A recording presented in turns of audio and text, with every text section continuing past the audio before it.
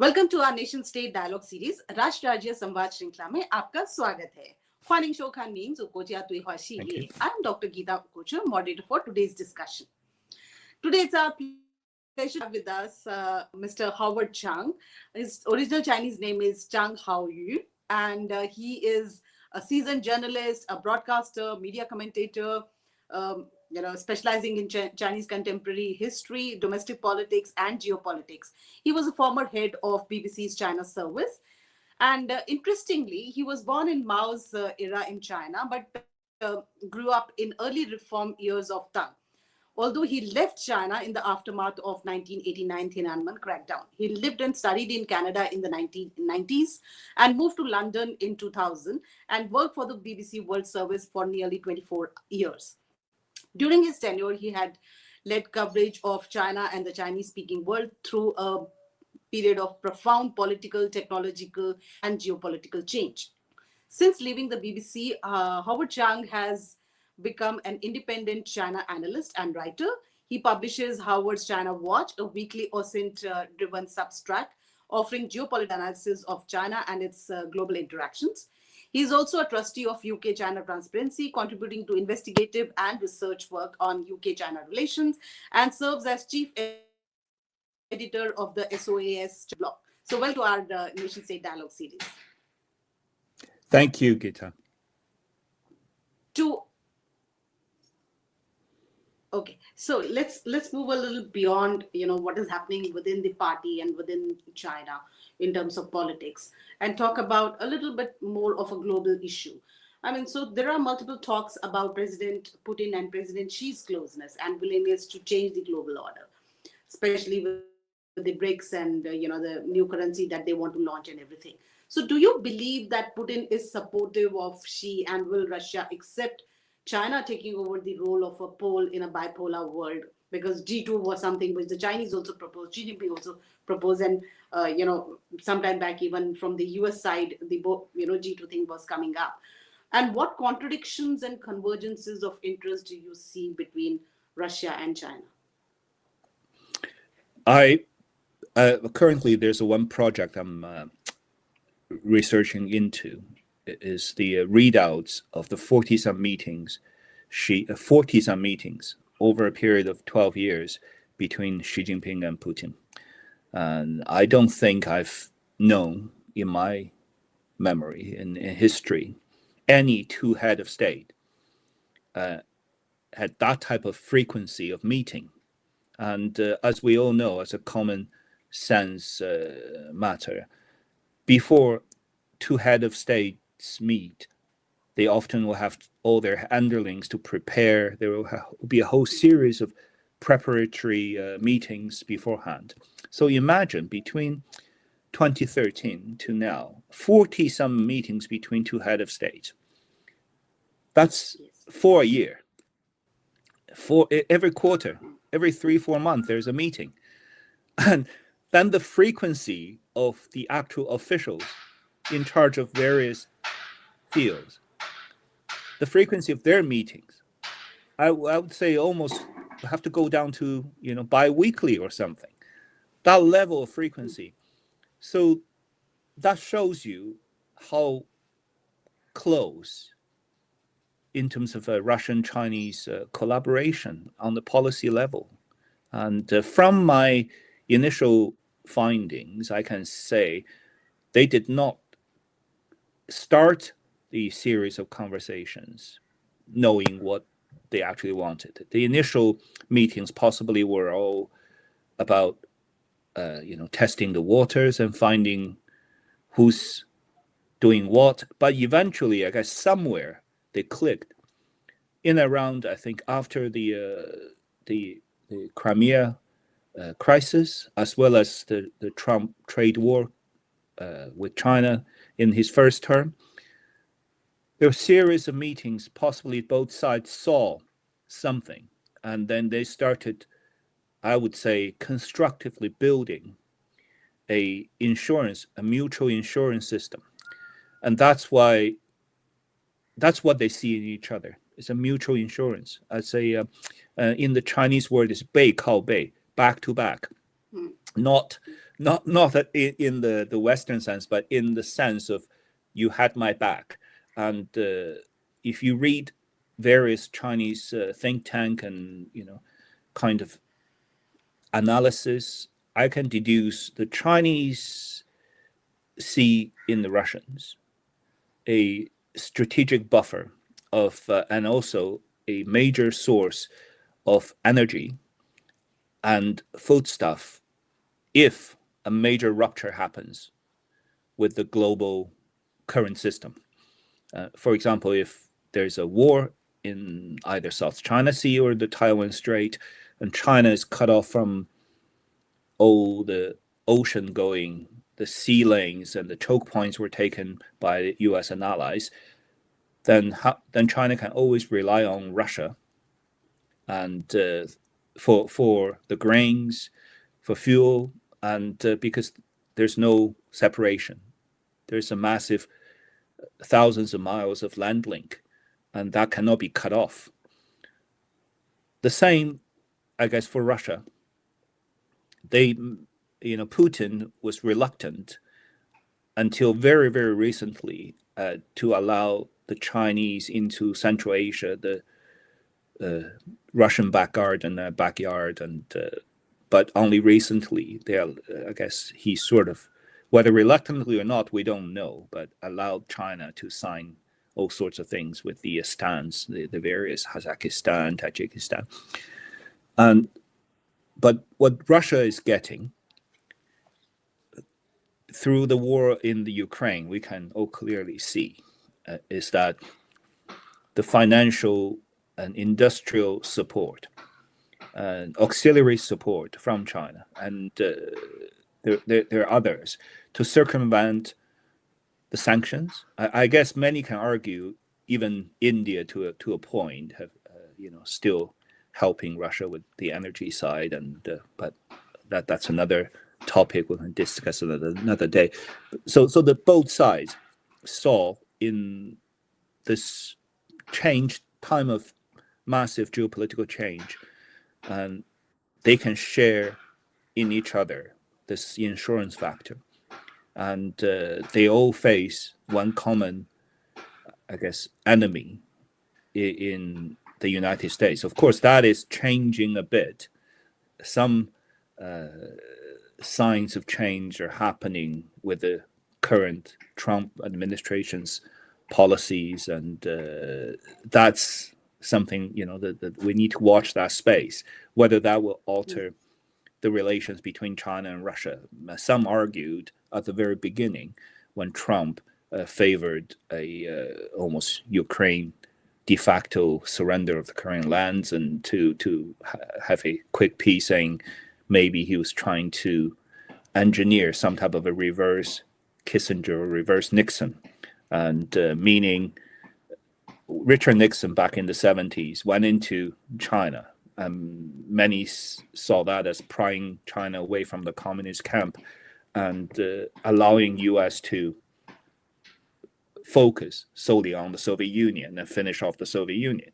Many were suggesting that possibly Trump and his MAGA camp was trying to pry Russia away from this Sino-Russian alliance so that they can concentrate on China.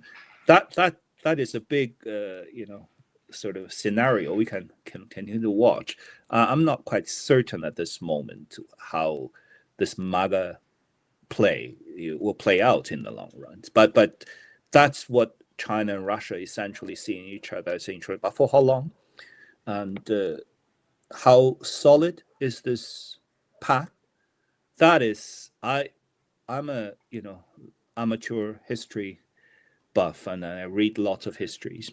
And between China and Russia, history really paints a bleak picture, because both are continental land powers. And over the past 2 centuries, China, the biggest in terms of territorial loss, various Chinese dynasties and states lost were to Russia.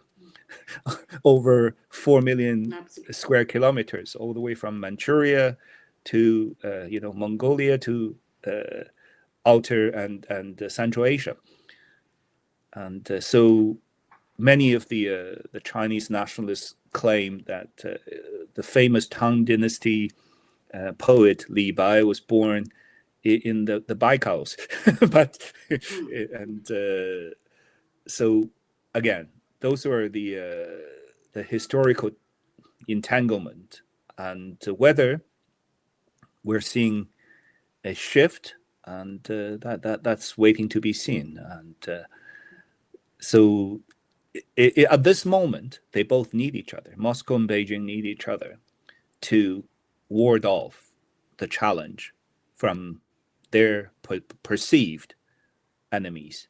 And so that's, I guess, how much I can comment on at this moment.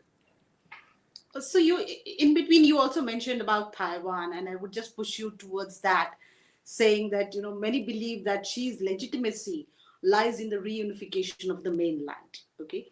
So what do you think is China's plan for taking over Taiwan, especially when we are seeing a lot of, exercises happening?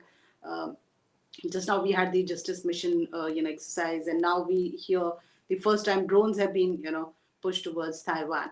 How will it, how is it China planning for Taiwan, and how will it impact other powers and their role in this region? I mean, any inputs on that? Yeah. There are few perspectives on this. The first, very imperial historical perspective from a Chinese imperial vision. And as I mentioned at the beginning of the discussion, there's always been a cycle of every few hundred years of unity and then disunity.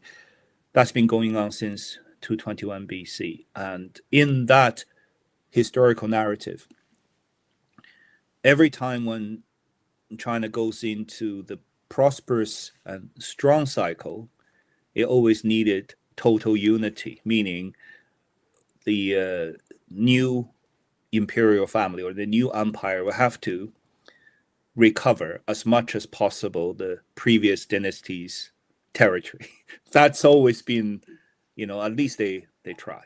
And so that's one of the, I guess, national and imperial narrative about the Communist Party. Their claim to power was that all the other, the Republicans, the nationalists, and the Manchus, all of them were weak in front of imperialist powers.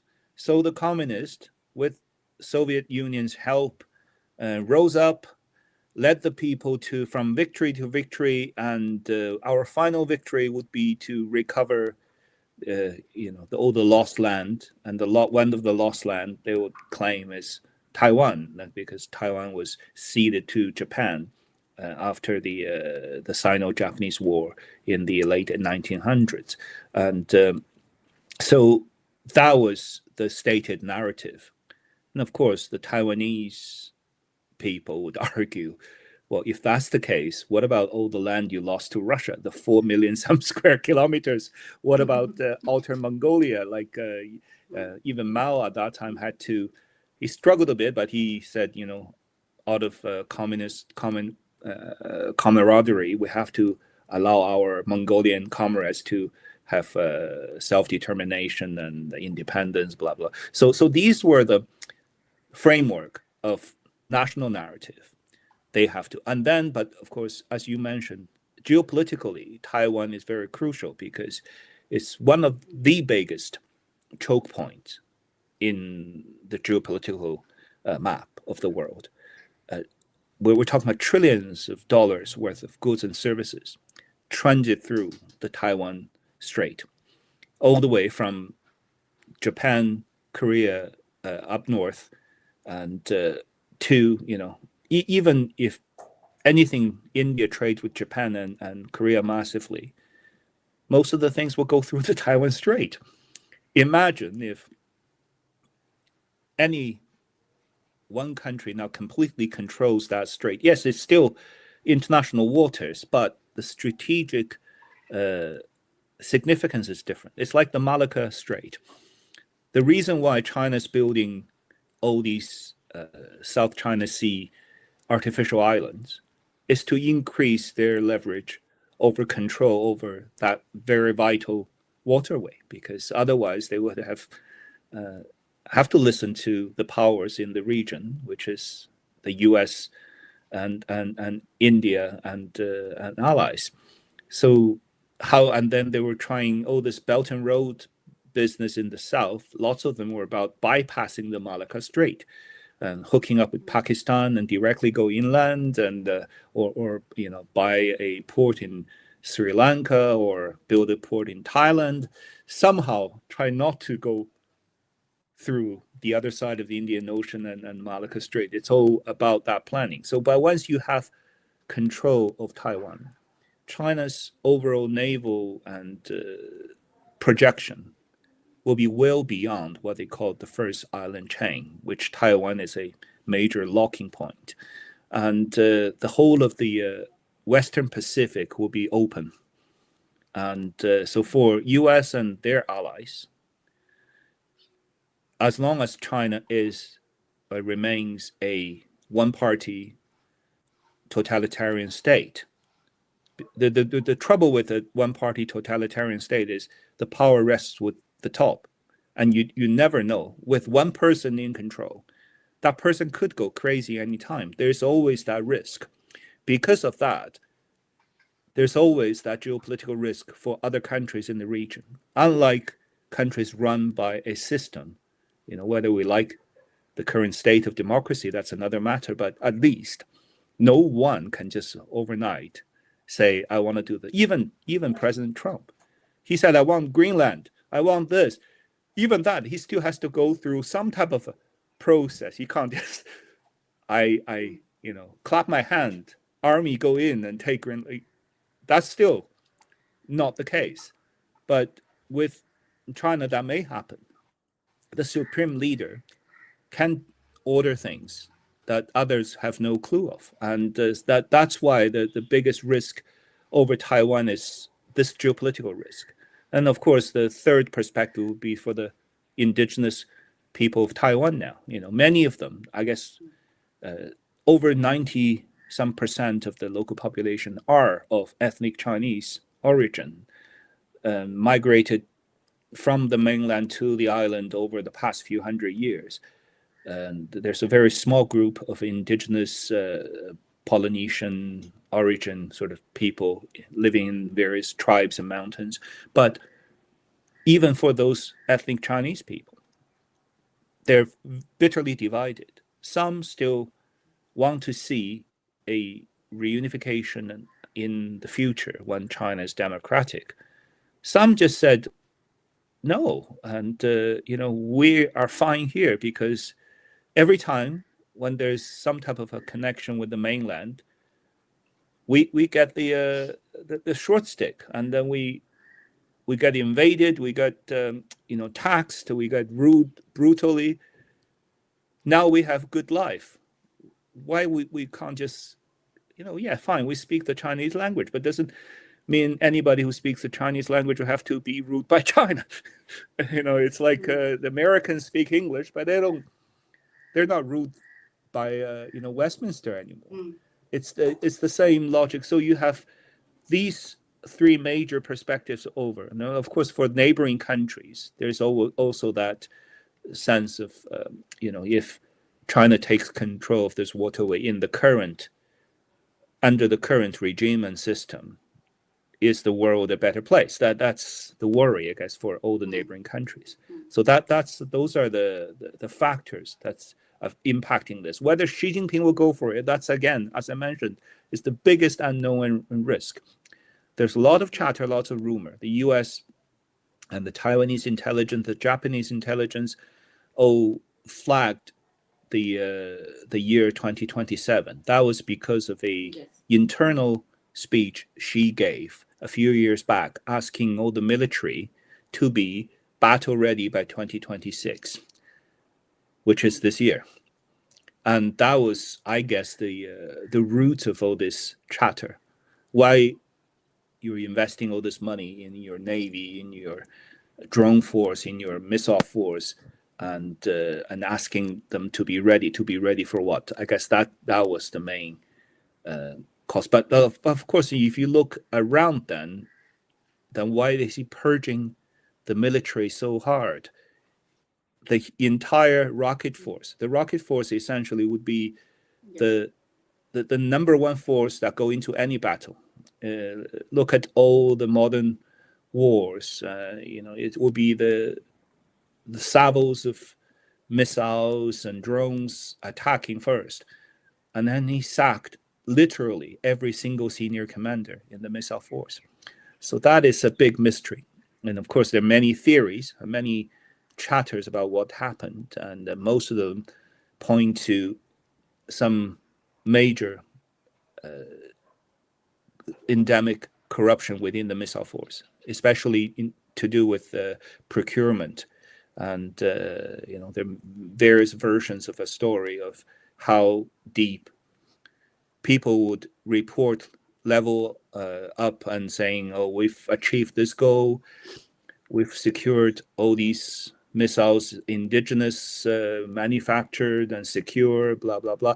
And then when crunch time comes, when she actually asked for a test or something went wrong. And that's one of the versions, of course. And then he got mad and he said, I need to get to the bottom of this. And then he start to have this new round.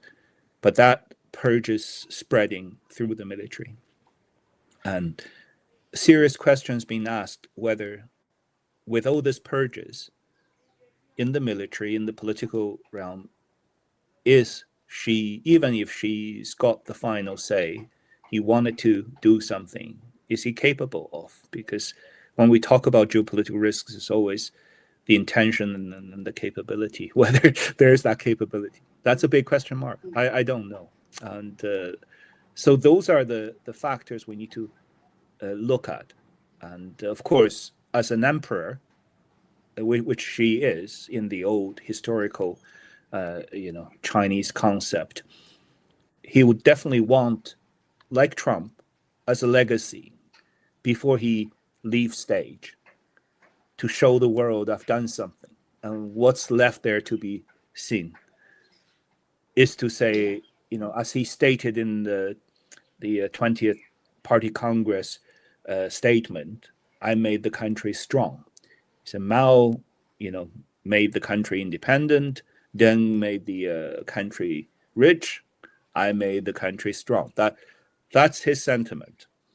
And so, we should have no doubt that he would want to have a showcase of how he made the country strong, not just parading the ships around the southern oceans, but to actually do something. So that intention, I would not doubt. But whether capable, that's a whole different story. And now with Japan coming out, rearming, and actively U.S. pushing for the Indo-Pacific, AUKUS programs, arming Australia and allies, and just send over to Taiwan a giant $110 billion worth of HIMARS and all the advanced remote kind of strike capability weapons. So lots are on the line, and it's going to be interesting to watch for the next couple of years, I guess, over this issue. Yeah, I mean, I also agree that if she has to leave the legacy at any point of time, or at least sustain till he dies, that legitimacy stands on, or his history of, rule stands on whether Taiwan is, unified to the mainland or not. Having said that, because there's a lot of talk when we talk about Taiwan about US, US and allies, or US and other countries. But over the last few years, we have seen US-China tariff wars, and even if it was expected that Biden administration would be a little more cool down, it never happened. Again, Trump is back, and still we have these kind of tensions between the US and China, and many view this as a new kind of Cold War scenario that is emerging between US and China. So how do you think the scholars within China view this, and what are their objectives in terms of the older notion of keeping a low profile, Tao Kuang Yang Hui, kind of a notion by Tang proposed at that point of time? And do you see there are internal contradiction over Xi's policies towards US? And if so, what? Like many things in history, I think things started with miscalculation. And I personally doubted that Xi wanted to rupture the Sino-US relationship, because that relationship was the number one reason why China was able to prosper over the past few decades. The US remained China's number one export market for many, many, many decades. And China cleared anywhere between $200 to $300 billion of trade profit from US each year. And so that I highly doubted Xi wanted to rupture that at the beginning. But possibly, in hindsight, he pushed a bit too hard, because he wanted to, and some of the pushes, he felt China was not treated possibly fairly in the rulemaking of lots of the things. The Chinese academia back, a decade ago, often complained that even the likes of Belgium and Luxembourg had more voting rights in the International Monetary Fund than China, just because they joined early. There were lots of complaints. So at the beginning, possibly it was more about they also at that time, I remember vividly, had discussions about Taoguang Yanghui. And they said, of course, for the audience who don't understand Taoguang Yanghui, it's essentially bide your time, not to show your hand too early. And it was from a ancient story of a emperor first defeated by another emperor, and instead of trying to show your force and fight back right away, he persevered and eventually came back. That type of story. So many would think he, at the time, his propaganda people came up with theories saying, okay, you guys were not interpreting the Deng Xiaoping saying properly. Deng Xiaoping said, 韬光养晦, but also 有所作为, but also you need to be able to do something. And that, I started to hear that in the early days of Xi Jinping's rule. So they started to, also if you watch China closely, at that time they also came up with the Central Chinese Television, which is the state-run propaganda machine that also came up with a series of documentaries, their documentaries called The Rise of Great Powers and 大国崛起, The Rise of Great Powers. And they documented the rise of number of major powers in recent history, from the Portuguese to the Spanish to the Dutch to Japan to Britain, to US, one by one. And you could deduce at the end, they were saying, okay, it's our turn now. So it's that preparation. And what do you mean by a rise? Meaning we have to set the rules. We can't just sit by. And they often say, if you're not sitting at the table, you're on the table, and type of and because of that mentality, and I also had chats with US think tankers and former politicians, they felt the US were not ready, or were not planning to rupture the situation either, but they were both pushing each other for slightly more compromise, and somewhere along the line of pushing back and forth. And I would possibly say Xi Jinping possibly miscalculated and pushed a bit too hard. And that coincided with Trump's first election victory. Yeah. And his first team of advisors on Asia were quite resolute. We need to push back. And that pushback, for someone who, like Xi Jinping, who did not want to lose face or lose the image of power, because he wanted to show he's the rising power. 东升西降. The East is rising and the West is going down. And he pushed back really hard. So when Trump initially announced the tariffs of 10%, it was a teaser. He struck back.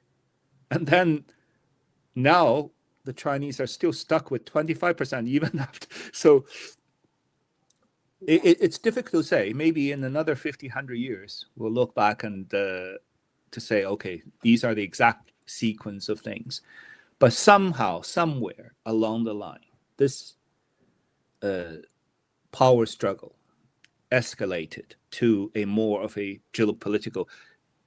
We can argue maybe Trump at this moment is trying to de-escalate a little bit from the geopolitical front, but in a more de facto power-to-power rivalry. And we can see some signs. He's trying to play down maybe the Taiwan issue, but at the same time, he's asking all the regional allies to make a stand. It's not incidental that Japan, at this juncture, decided to sort of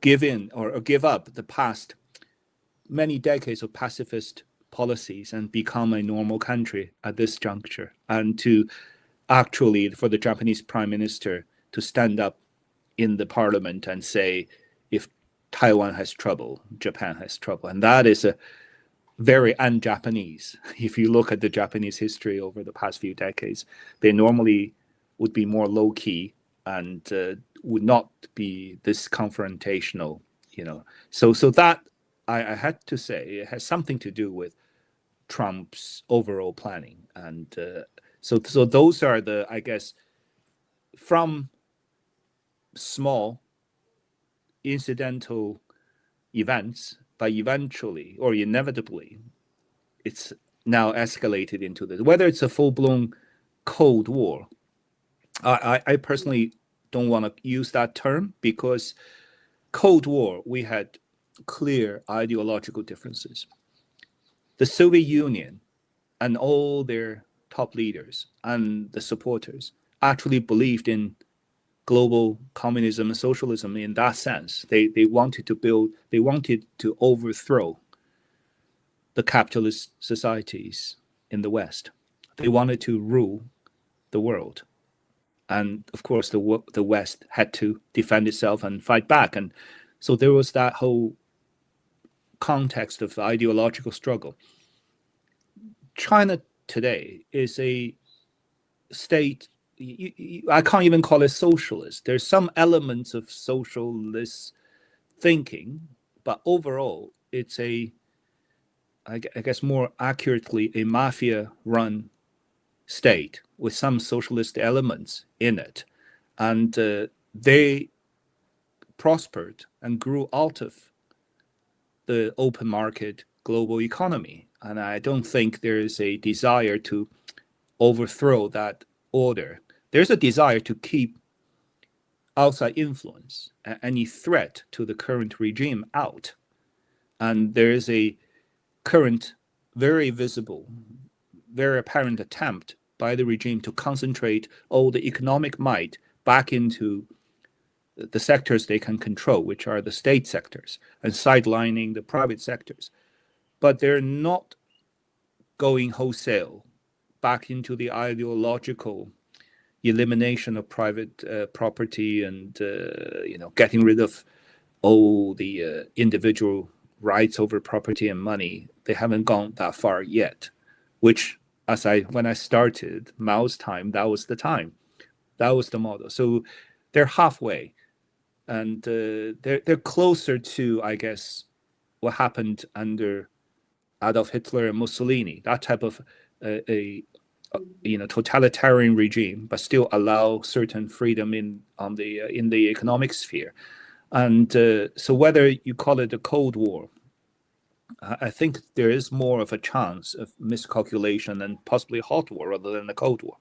That's what my personal take is, and of course that depends on the calculation of the other powers, of U.S. allies, or however many of them are still left in a few years' time, and of course of neighbors such as India, how Japan, how each country calculate the interactions. So it's a quite complex picture rather than just a clear Cold War picture. Yeah, I mean, okay, we can consider that it is not a direct ideological threat, and China has been saying very clearly that it is not pushing its ideology to other countries, and it's not the model that it wants to create in other countries. But yet, I think, there would be some kind of tussle in terms of how the West looks at the world and how China looks at the world. That kind of a clash probably, which probably is not the real new Cold War per se, but the confrontational, position at which the US and China would continue. It may not be just the tariffs, which are at the base of it, but maybe a larger geopolitical tussle of who would lead the world, who would lead the new regimes and the new rules of governance. Something which we've been constantly hearing, especially after the Venezuela thing. A lot of this is also coming out, from the Chinese side. I just want to quickly add one thing. When we talk about, I guess there's often a misconception that somehow China's got this long game strategy of trying to usurp the U.S. power, and there may be some elements of that, but that's possibly accidental. I would have to say, Xi Jinping, I highly doubt, if you look at all the policies he pushed out and all the behaviors, he's also very, sort of similar to Trump in some way. His China dream is not too different from the so-called Make America Great Again push. It's very much a grassroots based but ill-conceived emotion, and there's a lot of out of the whim decisions made. We want to do this, we want to do that, then you backtrack later on with worse results. And so whether he's strategically had that type of long thinking, planning out to rival the US, there's more a reaction, rather than a long planned out. Because if you really are serious about rivalry, a power rivalry, you want to build up your strength first. And the biggest strength, if we look at the past few decades of China, was its citizens and its culture's ability to build up the economy once you give some freedom to the people. And that's the biggest card China's got. Historically, if you look at various dynasties, all the dynasties that's projected power later on all loosened the rein, allowed citizens to make money. And once you cut back on that, you more or less tie your own hands. So, I wouldn't call that very strategic thinking at this moment to reconcentrate power and deprive ordinary people's ability to make money and to grow the economy. That's not very smart. So I wouldn't call that a grand strategy. So that's my personal observation, because I often tell people, never mistake Xi Jinping's personal interest with the party's interest or the country's interest, because those are three different spheres. The personal interest at this very moment is to secure himself, safety, power, and the immediate safety and power of his family and his family group. And that does not necessarily align with the party's interest. The party possibly wanted, if the party wanted to survive longer, is to go down the Deng Xiaoping route more, because that would allow the party more legitimacy, because it made people rich. But he's doing the opposite. And the same for the country. The country's interest lies in further liberalization, rule of law, and becoming more of a modern country, rather than being stuck in the past 2,000 years of imperial history. And none of this is actually aligning in the way we're seeing the China prioritizing possibly Xi Jinping's interest. And the second, the parties. The third, the country and the peoples. So that's the scenario. So whether that's a grand strategy to take on the US and become the next power, I see it's more about survival of the leader. And so everything China, that if we see through that lens, we probably can see it clearer rather than trying to mix the big country interest, national interest into it. Yeah, sounds a very interesting proposition. I think people really need to ponder over that as well. So thank you very much, Howard Zhang. It was really a very interesting discussion, and there's a lot still more to discuss with you. Thank you very much for coming at our show. And thank you to the viewers. Please keep watching, subscribing to our channel, and I hope you would find much more interesting videos coming up soon. Namaskar. Pleasure. Thank you.